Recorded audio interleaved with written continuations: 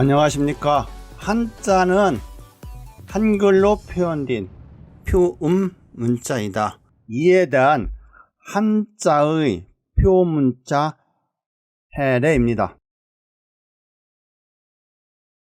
한자의 일획부수 6개, 한자의 일획부수는 6개로 구성되어 있습니다. 한번 보시겠습니다.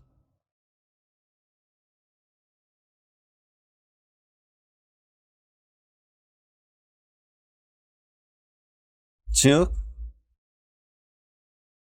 한일, 뚫을꽃, 점주, 삐침별, 새을, 갈고리, 골이죠. 골.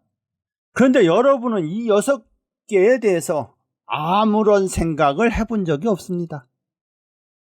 여러분이 아시다시피 한자에서 가장 기본이 되는 문자예요. 6개. 여기에서 한자의 자전이 시작되어 가죠.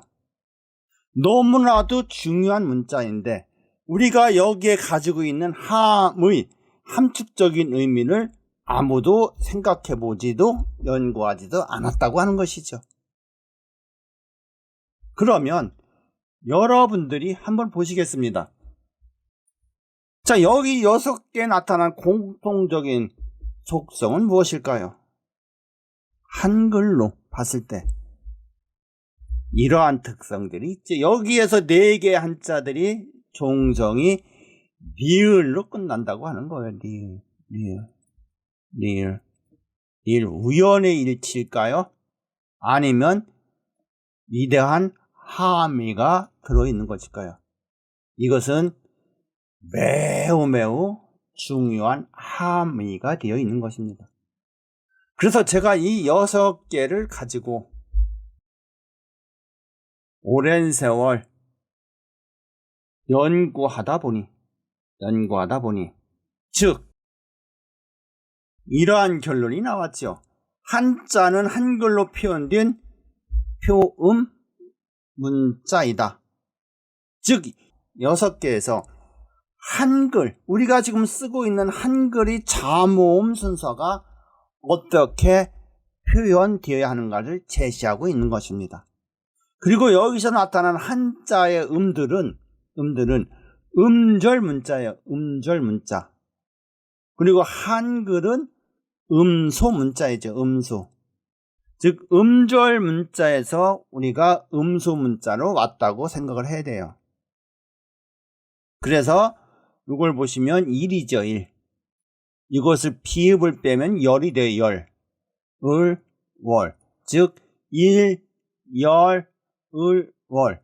이것은 이전의 동영상에서 꾸준히 언급되었던 내용입니다.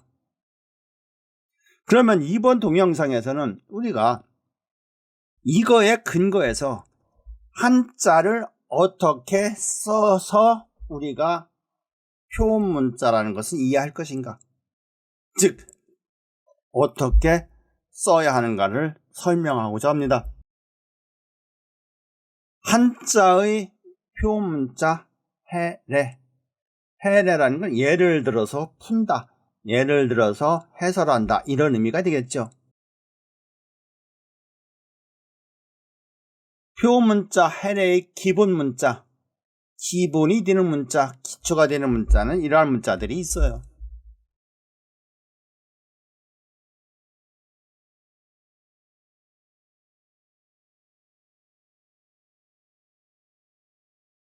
즉 한일, 두이, 삐침별, 사람인, 새을, 어진 사람 인이죠. 그리고 여기에서 갈고리골이 빠져 있습니다. 즉 한일을 상하로 조합하면 이게 되죠. 그리고 삐침별을 좌우로 조합하면 사람인이 됩니다. 그리고 이 문자는 이렇게 쓰지요. 실제 쓰는 과정에서는. 자, 그러면 여러분들은 여기에서 길이 개념, 상하 길이 개념을 생각을 해보셔야 됩니다. 그리고 표문자 해례의 필지 문자, 필히 알아야 할 문자라고 하는 것이죠. 그래서 이러한 문자들이 있습니다.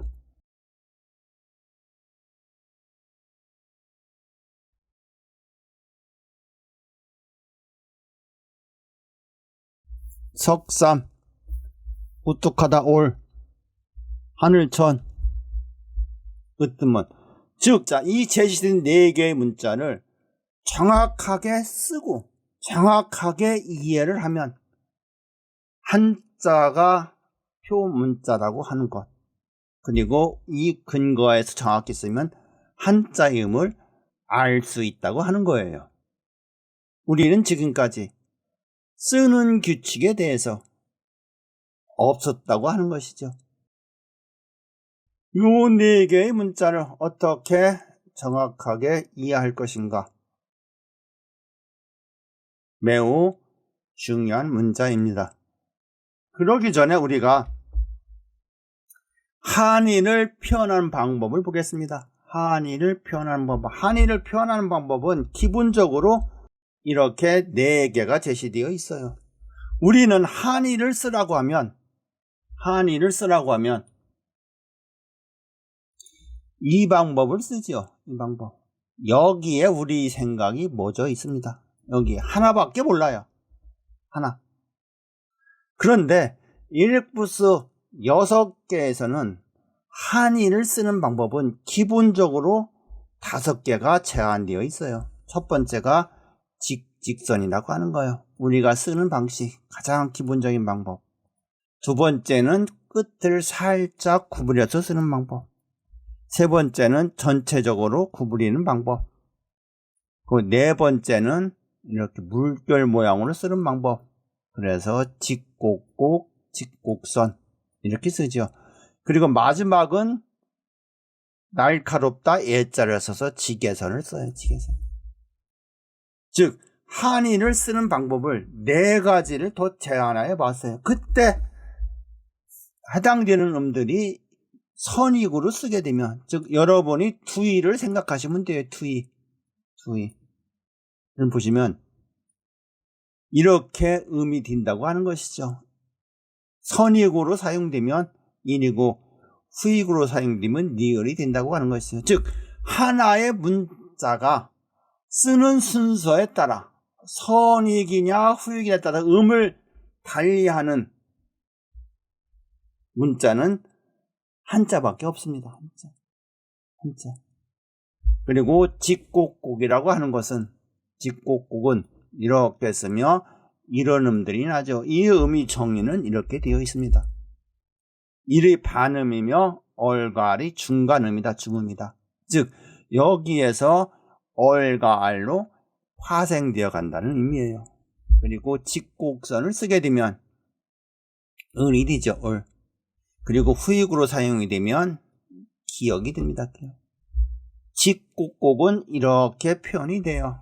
이것은 반을이에요. 반을. 그리고 올과 을이 중간음, 중음이 됩니다. 즉 이것들이 파생되어 갈 때는 올로 가고 울로 간다고 하는 것이죠.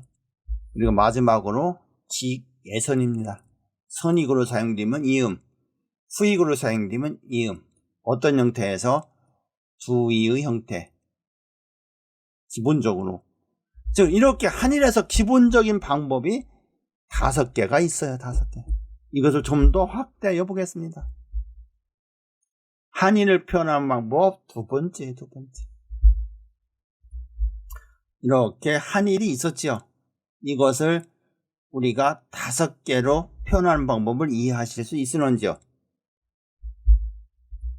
이런 방법이 있죠. 직직선, 직직곡, 직곡선, 직곡곡, 직예선입니다. 직예선. 이것들이 주의 상형을 쓸 때 선익과 후익으로 사용되는 경우 이러한 음들이 제시된다고 앞에서 말씀드렸어요. 그러면 이거에 대한 정의가 나와 있습니다. 즉, 이 부분이 이거고 이 부분이 이거라고 하는 것이죠. 그러면 이익을 어떻게 확정할 것이냐? 즉, 이렇게 됩니다. 이 부분에 이익을 갖다 붙이는 것이죠. 이렇게. 그러면 이렇게 표현이 돼요. 두가 붙어요. 그러면 이거에 대한 음은 어떻게 표현이 될까요? 즉, 이거에 이들이 장음이 된다고 하는 거예요. 장음. 즉, 보시면 이렇게 표현이 돼요. 이것이 장음의 표시고 이렇게 됩니다. 이렇게 보시면 여러분이 이해하기가 어렵지만 이 음들이 결국은 이렇게 파생되어 간다고 하는 거예요. 요 열자가 이렇게 가고 이렇게 파생되어 간다고 하는 것이에요. 여기에 해당되는 그리고 반일 이 문자 여러분은 이 문자는 아실 거예요. 이 문자. 그러면 이건 어떻게 될까요? 이건 여기에 이렇게 내려오면 되겠죠. 이렇게 우리가 현재 쓰고 있는 문자는 아니죠. 여기에 이렇게 내려오면 될 것입니다. 이렇게 다양한 음들을 규칙적으로 체계적으로 표현할 수 있다고 하는 거예요. 그런데 지금 우리가 쓰고 있는 음은 요것인데 이 부분은 우리가 사용하고 있습니다. 그런데 여기서 여기까지만 사용해요. 그러면 우리 조상들이 태초에 이것 포함해서 이런 문자도 사용했다고 하는 거예요. 이런 문자. 이거. 그러면 이 문자는 어떻게 표현이 될까요? 이 문자는 여기에 나타난 음들이 니을이 아니고 니은으로 표현되는 거예요. 니은. 그래서 예를 들어 이런 것을 표현할 때 많다 해서 요럴 때는 우리가 이러한 자는 없지만 향후 쓰게 되는 경우 이 문자를 복원해서 써야 한다고 하는 것입니다. 지금 여러분은 머릿속에 없는 개념을 제가 얘기하고 있어요. 그래서 혼란스러운 방법입니다.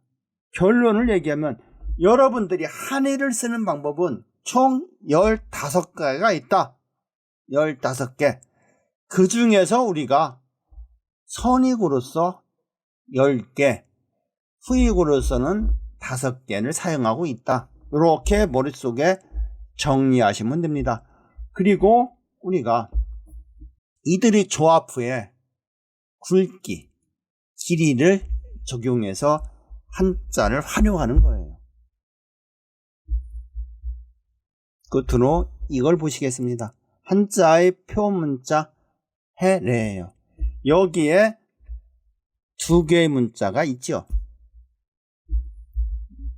즉 두이 어딜다 인입니다.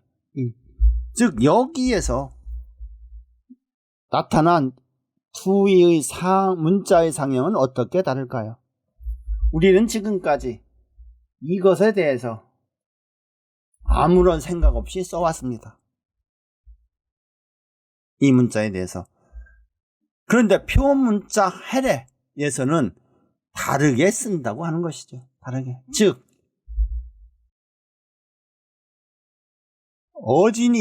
어진인에서 두이를 상하로 뒤집어 써야 한다고 하는 것이죠. 즉 여기에서는 이 문자에서는 위께 길고 이것이 길고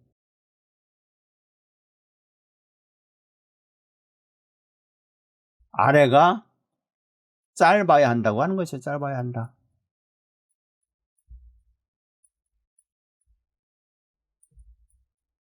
짧아야 한다. 여러분 이런 것을 생각해 보신 적이 있습니까?